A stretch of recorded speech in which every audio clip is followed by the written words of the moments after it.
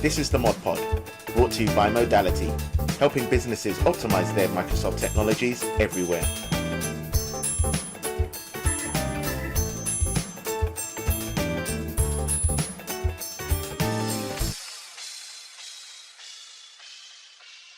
Hello and welcome to Mod Pod episode 28. This week we're joined by Shaun Redfern, our Modern Workplace Consultant. Say hello, Shaun. Hello. And Jamie Wheeldon, who is in charge of our security offerings here at Nasta. Say hello, Jamie. Well. Good afternoon. This week, we're going to have a security special. This is with regards to an ICO notification to a solicitor firm. Jamie, I don't know if you want to give us a little bit of background into this, and let's discuss.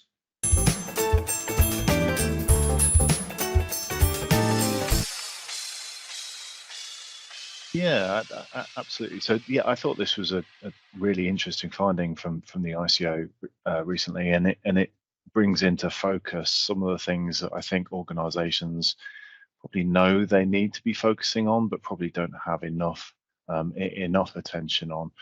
So the finding was after a breach of this solicitor's systems. So they had a ransomware attack. And which they reported to the various different regulatory bodies. But following that attack, the ICO investigated what was happened and what was accessed and the nature of the breach. And they found that actually this organization had probably, although it wasn't obviously directly responsible for the breach itself, they were in part culpable because they didn't have the right level of protections and controls around some of their systems and services, and their security basically wasn't up to scratch. So the ICO felt that they hadn't met their requirements in terms of GDPR. And as a result, they fined them. I think it was about £98,000, which for a reasonably small law firm was a significant fine. So I thought it'd be really interesting today to dive into that a little bit, look at why the ICO found them to have breached GDPR, and what lessons we can learn from this, and what things we should be doing differently for similar clients. Yeah, absolutely. I think what I found really interesting about this case was the ICO not saying we're blaming you for the breach, but actually for their processes that they were, ultimately lacking, right? And I think, as we said in the pre-notes on Monday, I think the big surprise is going to come for a lot of organizations here to say, oh man, we're not doing enough. I think when you look at this case of what was available, or indeed what some of the senior managers within that organization may or may not have been aware, but what they weren't implementing. I think I come from as an IT manager from a previous role, and things like DLP, they were nice to haves. And what I get from this case was, actually, today, I don't think DLP can be a nice to have, because this case is really showing that, look, you're in 365, you've got access to these tools, you hadn't implemented them. That's what we're going to slam you. And that's why we're fining you for this 98,000. I mean, it's not a massive organization, this solicitor firm, but for me, it was quite telling for them to say, you should have held this. Now, the question I would probably put to you two, did they come down on them hard because they were holding personal data? And this isn't like a manufacturing firm that might have had a couple of, I don't know, their clients might have been a car firm who bought motoring parts, right? So they had information on there as a customer. This was actually a solicitor firm, so it was quite confidential. And my question really to you, probably both of you, is, was the size of the fine because of the amount of personal data, or was the size of the fine just purely because they hadn't implemented some of this technology to start even protecting that data? Yeah, so I think, I don't know, it's very difficult to get into the mind of the investigator in the commission when he was looking at this case, but reviewing the documentation, I think it's probably a combination of all of those things, Chris. There was a wide-reaching lack of protections and controls. So this particular firm, they didn't have multi-factor authentication. Their network perimeter wasn't sufficiently, protected with firewalls. They weren't properly patching their servers. They didn't have a good enough backup system in place. But also there was more technical things here, like they weren't identifying and labeling sensitive data. So that kind of data classification thing is definitely in the category where I think most organizations would probably today put that in a nice to have. Whereas we'd look at things like multi-factor and patching and backups as mandatory requirements. Things like encrypting data at rest and labeling sensitive data and things like DLP, very much most organizations may well put that in the nice to have bucket. So I think the nature of the fine was probably partly due to the wide reaching lack of protections that were in place, but I think also partly due to the types of data that were lost. These were sensitive testimonials and witness statements for legal cases. They had people's personal details, natures of witness statements for fairly sensitive cases like murders and rapes and that kind of thing that were leaked into the public domain. So there was some very, very sensitive information here that was breached. So I think that probably contributed to it as well. Yeah. And do we think that the reason this was, and again, we're almost trying to put ourselves in the mindset of the tech teams or even indeed the compliance teams at this legal firm. I mean, I can't believe that the DPO, whoever might be, indeed, if they had a DPO assigned, I hadn't read that in the report, but the DPO at this legal firm didn't say, actually, are we doing enough? And probably a question for you, Shaun, potentially. Did they not put in this DLP? Is it because, I mean, we know that they were hosted in a 365 environment, right? But did they not put them in because these were difficult to implement? I mean, I don't necessarily believe in today. Yes, once upon a time, it required massive amount of CapEx. I mean, we talk about auto tagging and labeling. That can be a difficult thing to do, especially if it's automated in a previous on-premise. It was expensive to implement 10 years ago, 15 years ago. But today, I don't believe it's difficult. So are the reason that this solicitor firm is in this position purely because, I'm going to say it, right, because they were lazy, or because they just didn't know how to implement this stuff? Well, this is it. I mean, my thoughts on this are that people need to be aware that doing nothing is not an option anymore. But yeah, back in the day, I've certainly worked at many companies where IT budgets have not extended to this sort of capability. They've done the usual backups, antivirus, perimeter security, although it looks as if they had a lack of it during this case. But when it came to these more modern things in terms of data loss prevention, retention periods, and data classification, do they not have the expertise? Certainly when I started looking into this, there were no expertise around this kind of thing. It was maybe just one person who did it as a part-time job because they had to, especially when GDPR first came in. A couple of the clients I were working with just didn't know how to handle it, didn't know what data retention, how long should they retain that data for. So I think a lot of it comes from a lack of understanding and a lack of, if I can say it, a clear guidance. If we take a look at data retention, GDPR does say that keep the data as long as you feel that you're still using it. Whereas what does that actually mean in numerical terms? Days, months, hours? It's a difficult question to answer. Even now, I speak to several clients and they all come up with a different answer. How long do we keep this data for? And they have to make their own retention periods from there. So yeah. I think one of the other challenges that organizations face here is deciding when is the right time to delete data. I regularly have conversations with customers where the internal IT department, they know how important this stuff is. They know they should be doing it, but they can't get a decent guidance from the business on what the policy should be. And there's almost this constant fear of, well, what if we set it too soon and we delete data accidentally? What if we implement a DLP control and it restricts us from doing business?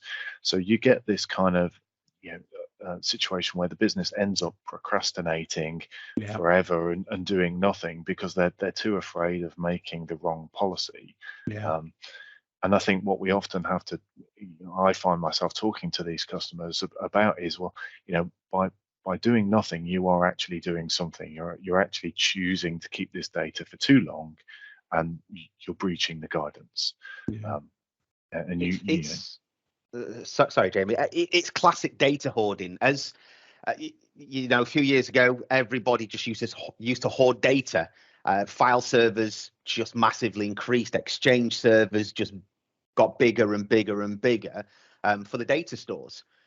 Now it seems sensible that cleaning data housekeeping is it seems a little bit more sensible now, especially with GDPR threatening you in the background there. But then again, to counter that, you've also got regulatory requirements. You've got finance requirements, 7 years, for example. They have to retain a certain subset of data, but that brings its own problems in terms of what subset of financial data do they actually need to keep. If it's a random email between two people that has no financial data whatsoever, do they keep that? Or do they go back to the old, we need to keep it for 7 years, therefore we're keeping it for 7 years? So it's quite a difficult a difficult question and answer. So let me ask you this then: do people procrastinate because there is a lack of clear guidance, right? And I think when it comes to with holding on to data, there's a fear of breaching regulatory, right? And I think here we're in a situation where we've got conflicting priorities. So I'm taking the point of the ICO and HMRC, right? And I know from my time being as an IT manager, I know HMRC are going to say, you need to retain this data, this data, this data, this data. And ICO are saying, you need to delete this data, this data, this data, this data. So there's almost that conflicting priorities. But crucially, both of those are government organizations. So I suppose to put a question, if any of our government customers are listening, is say, do organizations need a clearer input, or do they need like it's almost like ICO, do they need to be more hand-holding rather than this regulatory organization with a big hammer to say, if you don't do it, I'm going to come and back, but actually not offering enough hand-holding? So by default, I mean, the evidence is saying, as you say there, Shaun, so many people are hoarding data for breaching HMRC rules, for breaching financial regulation rules, because that's what we were used to. GDPR is, yes, it's been out for a good few years now, but as you point out, still a lot of organizations don't really know how to comply with that rule, because it is probably intentionally quite vague. And I know there's GDPR specialists out there that will say, you keep the right amount of data for the right amount of time. That's a soundbite, right? How does that apply to an organization? And I am somewhat sympathetic to this organization that they got hit by a ransomware. They're not the first, and they're not going to be the last organization to be hit by a ransomware. This just highlighted their weaknesses. Now, if the outcome of this is the ICOs find them, and we have a massive interest in in organizations, the UK wide, to say we need to rethink this. I guess my thought process on now is that DPO officer now needs to become a lot more embedded into an organization and have that one-to-one relationship with the ICO, with HMRC, especially if we're classifying data, because a DPO in the past might have just been the finance director. Certainly that was in my previous role, right? The DPO was a finance director. He wouldn't have known what DLP is. He would have probably thought it was a soft drink, right? So I think maybe as the DPOs now of organizations need to be a bit more technically orientated. I mean, what do you guys think? Yeah, it's definitely a difficult nut to crack. And I think one of the challenges a lot of the regulators have when they're drafting these regulations, whether it's pharmaceutical, finance, or the the GDPR stuff and HMRC pieces, is that regulation is going to be in place for 15, 20 years. Technology moves a lot faster than that. So putting technical recommendations into that regulation, you're almost 100% sure that that's going to be eclipsed as technology moves on. Having spent a lot of time working in finance, though, my experience is that the regulator is typically looking for you to be able to prove due diligence. So if you can say, well, look, Mr. Regulator, I've read your regulations. It says I need to keep this for 7 years, but I've also got GDPR over here that says A, B, and C. Therefore, my interpretation is this, and I've implemented systems and controls, and this is how I enforce them. If you can show the regulator that you've thought it through, you put a process in place that you think adheres to the regulation, they'll be appreciative of that. They might not agree with your interpretation, and they'll give you some pointers and maybe ask you to change a few bits, but they're unlikely to give you a large fine if you've put that time and effort in. If you're like this organization, which just sat back and said, well, actually, I don't know what to do, so I'm just going to do nothing, I think that's when you're liable to get a penalty and get fined and suffer the kind of reputational damage that this firm did. Yeah, absolutely. You hit the nail. I mean, I do self-assessments, or I used to do self-assessments for HMRC, and there was a lot of ambiguity in terms of how you report things. Yes, the law is the law, but if you make a mistake, HMRC will always, we understand how you interpreted that, but we'll give you the opportunity to fix that. And I think you're probably right in this case, is that the reason these guys got hammered was they knew they had a lot of private data, and I'm thinking, crikey, some of that information that got leaked, witness statements, there is some really nasty people out there, and a witness statement gets out, that could lead to somebody getting really hurt. So the seriousness of their data being leaked is contributing to this. But as you say, I think it was their attitude to say, we didn't know what to do, so we just did nothing. And I think, as you say earlier on in the call, Shaun, that it's a case of you need to do something now, right? It's not a case of doing nothing anymore. Especially the tools are there. So it's so I think if we were talking about things like M365, is there a view now that I'm thinking about some of the licensing that we have access to here, right? So we've got things like the was it M5, M3?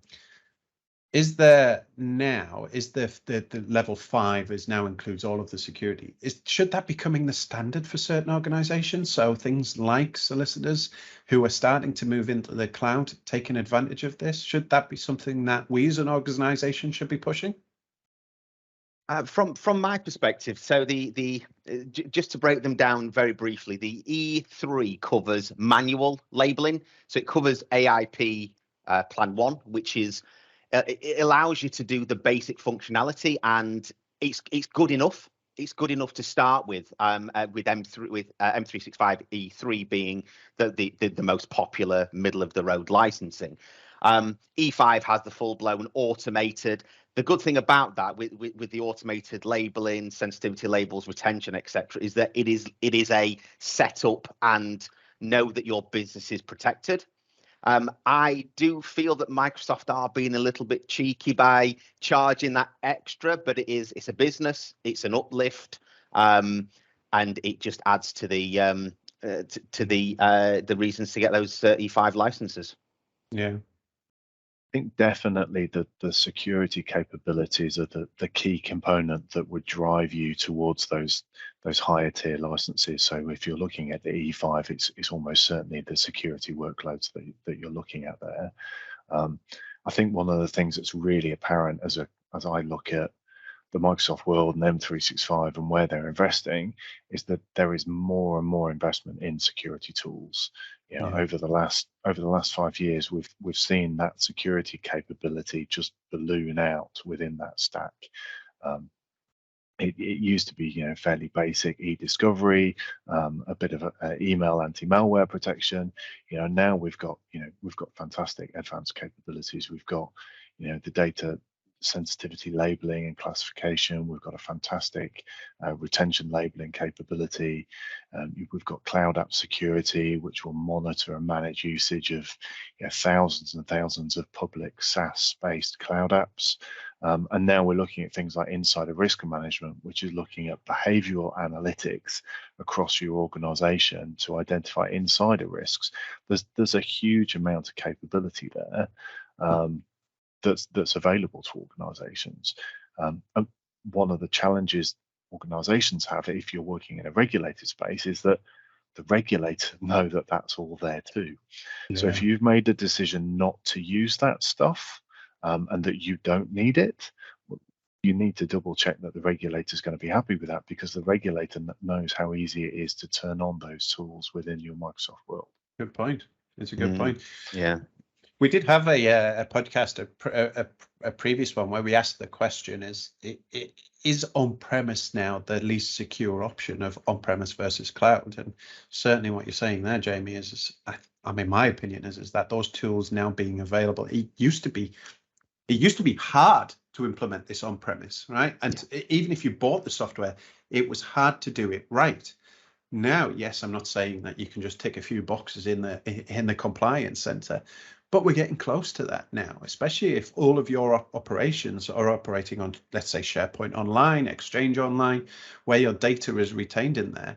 I think you're absolutely right. I think the regulator's saying, we know that your data is secured. It is stored within the Microsoft. Microsoft provide you those abilities to secure those tools. It's not easy, but it's not hard to implement these tools. And the question now is when we have customers who say, nah, I'm just going to stick with an E1 and even an E3, Shaun, you're saying there, that manual labeling. I think the challenge you've got there is certainly the pushback I've had from my customers is training, is end user training. Absolutely. You talk about labeling. You've opened up a Word document. What's this new bar in Microsoft Word that talks about, and what's the impact of selecting some of this? And I think it's almost that fear of clicking these buttons because, I need to share this with another solicitor firm. Am I going to be able to share it if I click this button? So I think there is. You're absolutely you're absolutely right. Certainly for my recent deployments of this for government bodies, it's not as technical as, say, an Exchange migration or deploying SharePoint and OneDrive. It's a less technical deployment, but it needs to have a lot more planning, a lot more forethought. What are labels? I recently had a client who chose hundreds of labels. They didn't fully understand what a label was, and we brought that number right down to a sensible amount. And the reasoning for that I cited was that the users have to use these labels every day. If you present a user with 50, 60, 70 labels, how do they work with those labels? How do they know which one to apply to a document? And as you know, users, they will always take the path of least resistance. They will go for the easy option and they will not label things properly. So I always try to have a lot of upfront workshops with the customer to make them understand what their labeling process is. Most already know what labels they want. But they just tend to expand them, and then it's just bringing that back into a sensible number. So the keywords there, the end users know how to use them. Some users do know what labels are, but the problem is you start turning labels on without that knowledge, then users automatically get labels on their emails. They automatically open a Word document, start typing things out. It fills with the sensitive info, and it automatically reclassifies that document. That then changes to an internal restricted or classified document that can't be sent out via email as DLP's blocking it. You're really going to have a bad time with your end users. So it's key to get the understanding up front, and then at the other end, once you've done the pilot, looking to go live with it, always engage an ACM team, for example, and get your communication out there and get your users fully understanding. Again, workshops, team sessions. Very, very important. Yeah, I think you're right there. I mean, an organization such as ours, we've got a lot of experience in things like, it's like Teams telephony, right? You don't just turn on Teams telephony. You don't turn on voice on your network if you haven't done that background work. And I think possibly we've seen customers that have come to us would say, oh, we've turned on Teams telephony, we've got poor telecoms. So when I ask the question, have you spoke to the users? Are they using the right headsets? Have you got the right network? And I think it's analogous, similar to this scenario, where there is that training up front, especially if you're doing automatic training. And the question I would put to you, Shaun, right, is the technology, yes, we know the technology for a single tenant is there, it's great, and it works really, really well. Where the challenge I've got with an organization is where they do a lot of partner work. So we've got, for example, sensitivity labels in Teams where you can say, right, anything that's put into this, it's at a container level. So as in, for our listeners, a team level, say this can't be shared with guests. But their organization is very much to say, well, we do a lot of partner work that they need access. So it's almost an all or nothing at that point, right? Because it's saying that we're not going to allow guest access into this. But if we don't allow guest access, that means that users from other organizations can't collaborate with us. So is there a challenge there, or almost a pushback there from potential customers are saying, we do a lot of partner work, but we need those tools to catch up to allow integration with other partners? Or am I missing something on that point? But certainly that's some of the pushback I get from customers. No, you are absolutely right, and it is one of those worries. As I'm going to go back to, I hate saying the word, but COVID, when that first came out, kicked off, everybody stopped going to the office, started working from home. They had to find ways to collaborate. Teams stepped up to the plate along with other suppliers, and produced this awesome sharing platform. This way of communicating, of video calls, of collaborating through Teams, etc.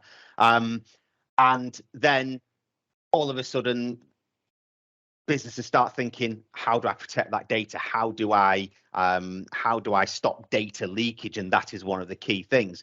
So it is a challenge. You need to find a way with guest sharing of working with them, but without blocking them. Absolutely, it is a challenge. There is no easy I win button on this, unfortunately. You have to work through various policies, things like data loss prevention policies. You can put whitelists in there to allow sharing of documents.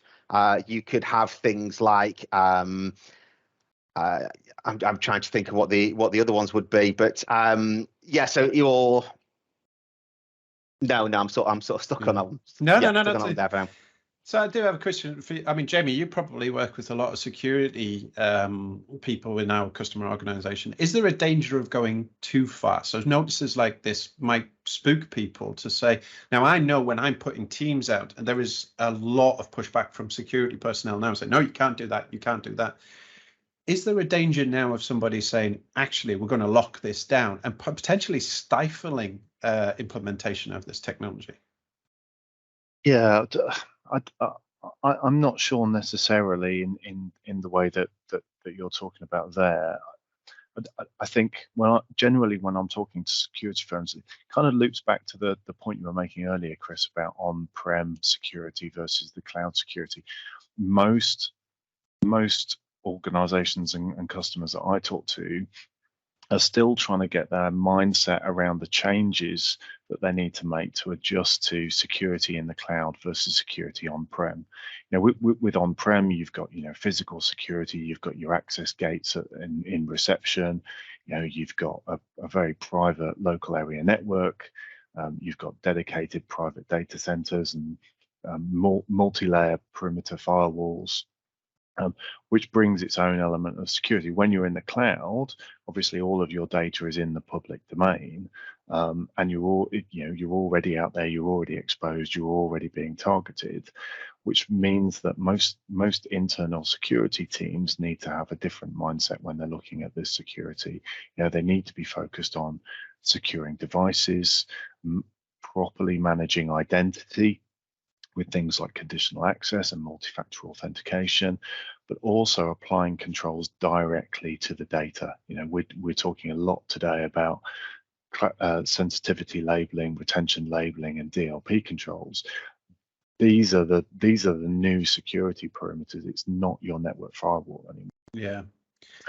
So typically the conversation that I have with organizations where they're perhaps being too restrictive is because in the cloud is because they're looking at old school security and they're saying, well, I can't wrap a firewall around Microsoft 365. Therefore, I'm going to turn off guest access. I'm going to limit collaboration. I'm going to turn off, end user feature. Yeah. So the conversation that I think needs to be had a little bit more is, well, actually, yes, you can't wrap a firewall around it, but that's because that's a bit old school. You've got all of these new world controls that are, cloud native. And if we implement those properly and configure them properly, the DLP, the data classification, cloud app security, actually we can enable more of the collaboration, more of the guest access, more of those features. But let's just do it in the right way by wrapping cloud first security controls around that capability. Do you believe that, when the cloud came out, we had a lot of sysadmins, right, saying that resistance to change. It's the phrase that I remember from 10 years ago is, it's not the cloud, it's just somebody else's servers. And there was a massive resistance to move from a big chunk of our colleagues within the wider industry, right? Do we think that security is going down that same route at the moment? You talk about the security, that you wrap a firewall around M365. To me, that's a very old school way of looking. But I do think there is a lot of security professionals out there that still look at perimeter security. How can they lock down ports on an Ethernet switch? X11 or whatever it's called. Setting up Cisco firewalls. That feels very old school. I still think it's important in data centers, but one of the challenges I put to a customer is, why not treat everybody from your end user estate, put them on what I would term as a dirty internet connection? But that takes a whole new thinking for security professionals. The people that you were speaking to, are they if they're coming to us, they're probably already on that journey of saying, we're moving to that way of thinking anyway. But do we think that there is a lot of people out there, security professionals, that have still got to make that journey that potentially sysadmins had to do 10 years ago? Definitely. So there's obviously like a huge drive towards the cloud, M365, those kind of like public collaboration suites, from the business, primarily because of the speed of efficiency, the enhanced communication, collaboration capabilities that they enable. The business wants to turn on that because they see immediate business value with it. And then you've got the IT and the security teams that are sat there going, oh, bloody hell, how do I do this securely? How do I make this happen without giving the keys away to the kingdom? Yeah. So there's definitely a fair amount of nervousness around that with those customers, and I guess the challenge is helping them make that mental shift, that step change from thinking about firewalls and proxy servers to focusing on EDR and SIEM. They should still be managing their security. They just need to be using different tool sets. They need to be having it, a modern cloud native SIEM service where they can analyze events, where they can perform threat hunting, when they can look for that anomalous behavior, and they need to be managing their devices more closely with EDR tools such as Defender for Endpoint. Yeah. And I think you probably, Shaun, I'm just bring it back to you, in some of the conversations that I potentially have, I know that I've had a security guy ask me for network diagrams for the Azure network, right? Yeah. So they'll Yeah. say, right, where is our data sitting on which physical server? Would you say that that's probably indication for security guys that are not quite ready at that point in the journey? They're still looking at it from a physical, we control the servers. Yes, they're well intentioned. They're saying, where's our data? But I think the first time somebody asks you and say, give me a network diagram of the Azure infrastructure in London, I mean, are those questions still asked? Do we still get people asking those kind of things? Not quite that sort of detail anymore. Certainly not from my perspective. As when it reaches me, it's more M365 focused.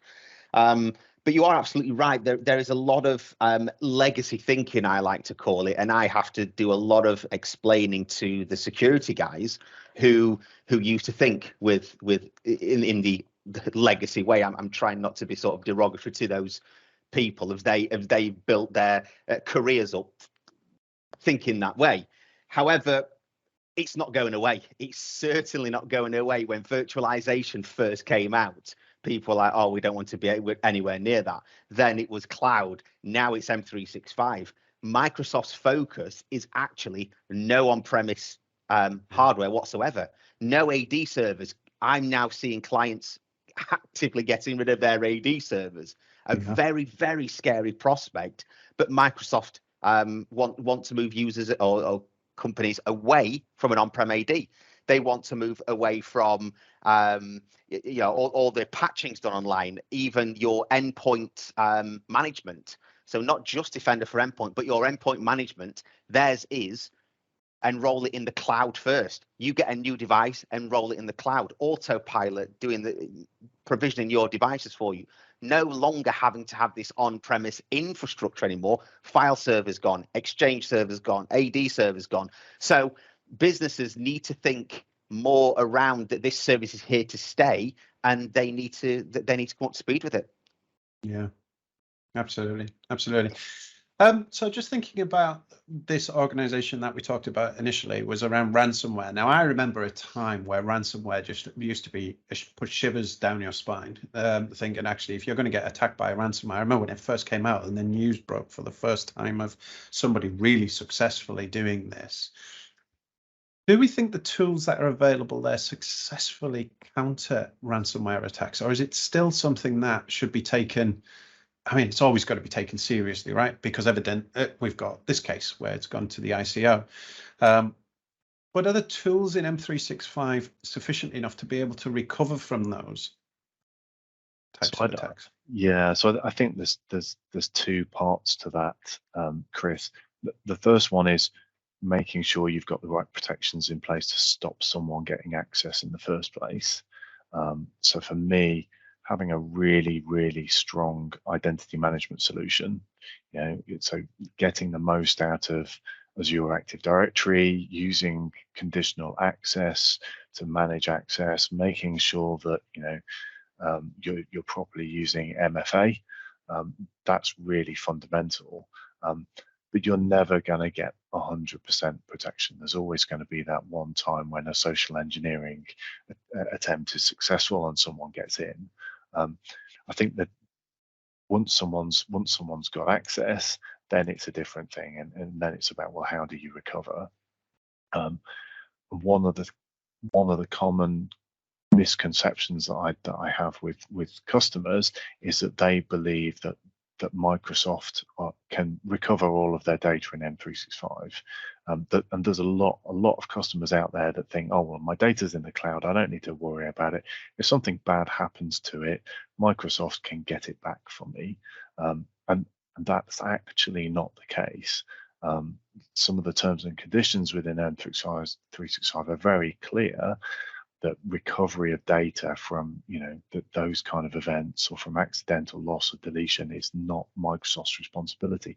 It's actually the customers. So definitely something that's critically important and customers should be looking at is making sure they've got a good backup capability for data that they've got in M365. There's plenty of different third-party providers now that have cloud-based backup solutions for M365 that will cover SharePoint, OneDrive, Exchange, and it's really important that customers are utilizing those. Yeah.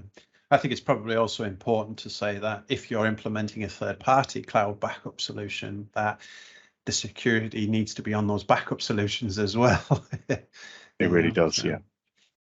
So you mentioned earlier on, I think one thing I'm interested in, I've not heard about it yet, is the insider risks. What's the new tools that are coming through for insider leakage that Microsoft are introducing?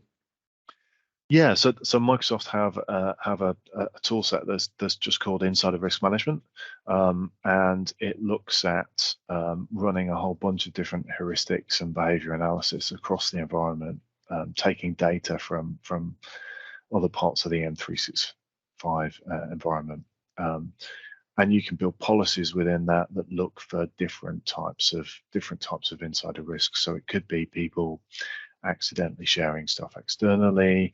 It could be people using inappropriate language communications, transferring large amounts of data. That there's a quite a wide range of different policies that you can build.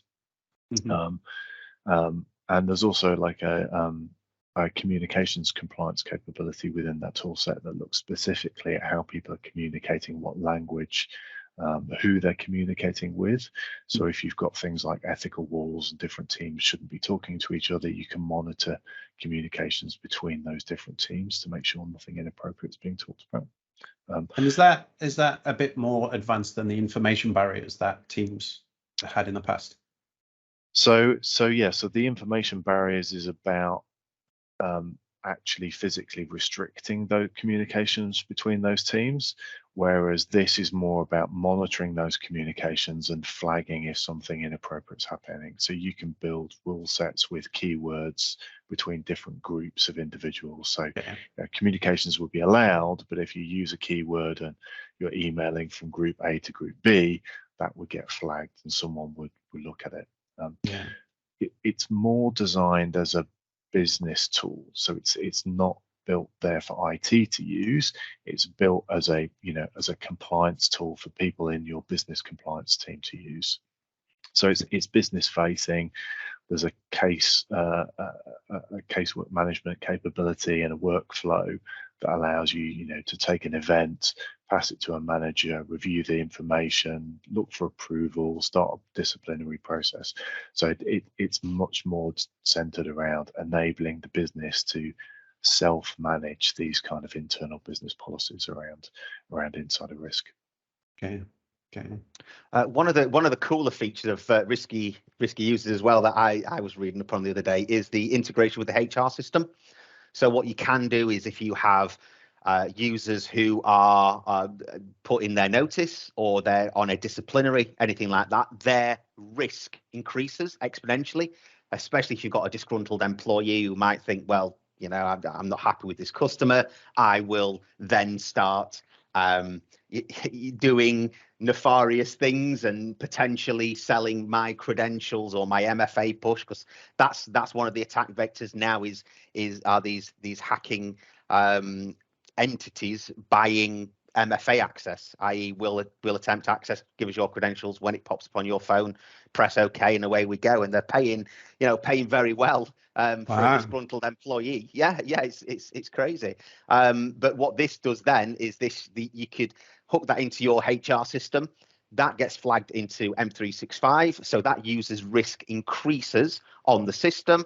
And if they start doing things like it's doing anything, behind the scenes you're not happy with, you could go as far as locking that account out, shutting that user down, reporting to line management, and really picking up on those risky users even before they can start doing these things. So pretty cool. And does this all tie into, I think the Sentinel is the name of the CM tool within Azure. Is this all tying into that? Is it still all under one pane of glass, or are we still looking at multiple areas? Yeah, so all of the various different security tools within M365, we can ingest data into Sentinel and generate events and alerts. Sentinel, though, is very much a tool centered around your internal IT security team. So it's for managing those internal IT security events. Whereas tools like the insider risk management capability, they're aimed at business compliance teams. Yeah. So they kind of got different audiences. But yes, the Sentinel scene can be used as a single pane of glass for all of your security data and events. And just for those that aren't really aware of Sentinel, is there, almost to put a question to both of you, is there a case of, in the past, security events, if you take your, let's take the log viewer security log in Windows, right? There's a way of getting overwhelmed by the amount of data that's in there. Now we're starting to do these kind of efforts. I'm assuming these tools allow almost to be able to filter the noise. I mean, I'm guessing this is where Sentinel really got pushed, and some of these compliance centers is to really target, because I think the biggest challenge you've got with these kind of tools is if you're getting too much data in, you almost switch off, because you sort of think, well, I don't need to worry about that. I don't need to worry about, and then that one instance, whether it's an insider risk for the business side or whether there is a compromise somewhere, it gets missed because people are so used to being noisy. How good at these tools at actually really focusing and trying to, yes, you're going to get some false positives, but are they getting better, I suppose, is the question I'm asking over the last couple of years. Go on, do you want to take that one? Yeah, I could take that one. Yeah, no problem. So as previous, coming from first, second, third line, etc., I've worked with several alerting tools. Yeah, back in the day, I keep saying that I'm not that old, but back in the day, I've been here a very, very long time. There was a lot of noise. These tools just generate, or they used to generate, a lot of noise, and you'd sort of become almost blind to it. You'd get alerts through. I remember picking up one of my second line jobs back in the day, and it generated that much stuff. Sat there, and they said to me, "Oh, just ignore that one when it comes through. Ignore that one. We get 4 of those a day. Don't do anything with that one." And you'd spend that much time just going through these alerts, and it got lost in the amount of data. So Sentinel absolutely is a million times better, and I come from personal experience on that one. It still has the same amount of data being ingested into the workspace, but it's a lot more selective in terms of what do you want to pull out of there. You're creating the rules on there, and they're a lot more logic based than they used to be, and then you can do additional things with them.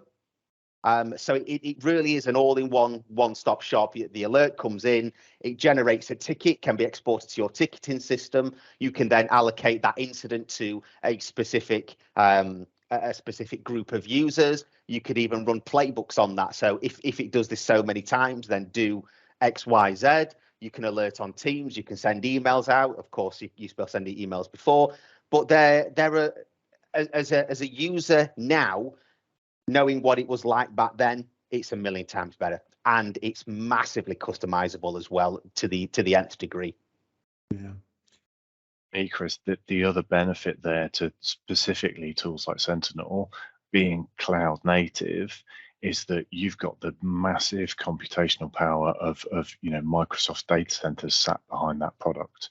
You would never be able to implement a system on-prem that could crunch the same amount of data, run the same type of analysis that Sentinel can, just based on the fact that it's living in Microsoft's cloud. So that brings a whole suite of capabilities that you would never have had previously. So in terms of things like machine learning, AI, the automation that we can drive through that product, that's a game changer for most security analysts. Okay. So I guess then I'm conscious that we are getting close to time, but just to loop this one back to our original conversation, I think if any organizations are reading about this ICO directive and really worried about what the tools are, I think that our message is the tools are there. Yes, they might not be easy, just a one-click button. There has to be a bit of thought process about what you're doing. but actually you should be exploring some of these tools and not necessarily sitting on your hands and saying, we don't know what to do, actually being a bit more proactive. And I think that has, correct me if I'm wrong here, right? But it has two benefits. Firstly, it shows the ICO that you are being proactive in actually protecting this data. And secondly, you're actually getting these tools that ultimately should protect your organization. Yeah, I think 100%. Yeah, the tools and capability are out there. Don't wait to get that fine. We can switch this stuff on fairly easily. If you're not sure, you're not confident about the best way to do that, talk to Microsoft, get yourself a decent partner to work with. It's all doable, and it's doable in a way that doesn't or shouldn't at least limit your business. Awesome. Well, I think with that, that has been really interesting. Thank you, both of you, for joining us. I've learned a few things in there, and I actually thought I knew the stack there. So thank you both, Shaun and Jamie. We'll take an opportunity to close it off there. But big thank you, gents, and we'll see you all for next week's Mod Pod. Thanks very much. Thank you.